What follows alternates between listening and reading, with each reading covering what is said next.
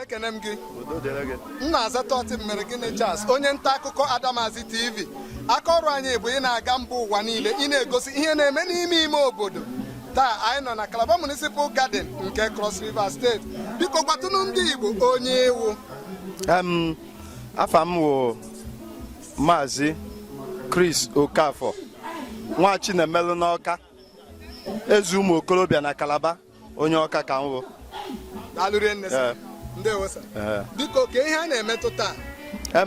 ihe anyị na-eme taa n'ofu nwanne anyị nwoke kpọkọrọ anyị ọnụ sị ka anyị mee ejirimara ndị Igbo ka anyị gosigasị ụmụ anyị ndị a mụrụ na mba na-amaghị ihe gbasara omenala Igbo ka ha ghọta ihe a na-eme ọ ga-awụ ebe ọbụla ha nọ na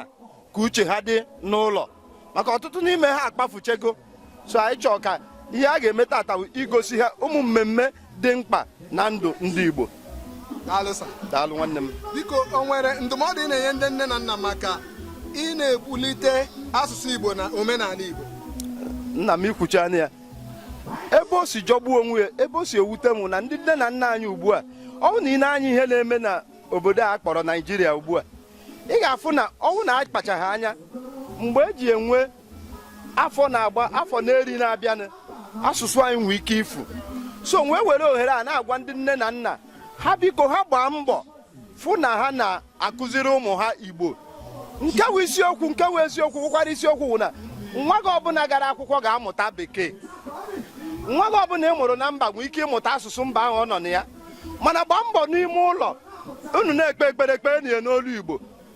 unu na-akarị ụka ọbụla karịa na ya n'olu Igbo maka echetara m mgbe nna m dị ndụ ọ sị na anya ka nwa na nwa ji ekwu okwu mana ugbu a ụmụaka ugbu a adịghịzi otu ahụ apụta n'igbudu ọha ya ha eji nwa anya gwa nwa gị okwu ọ chọgodi mgbe ikwurie mgbe ndị ọzọ ga-anụ ịghọtago biko ihe nna ya nne na nna ebe ọbụla anyị anọ na ha gbaa mbọ fụ na ụmụ ha na-asụ Igbo ka asụsụ anyị hapụ ifu. Daalụ nwanne m. Biko o nwere ihe dị ka mkpagbu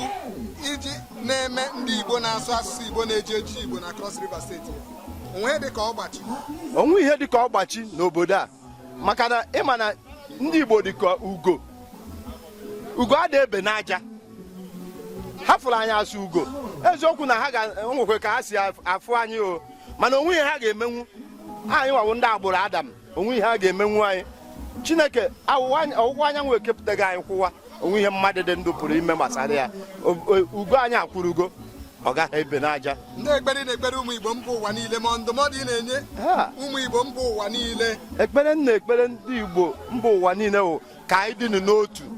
mara na o nwee ebe anyị si bịa mara na etere anụ etere azụ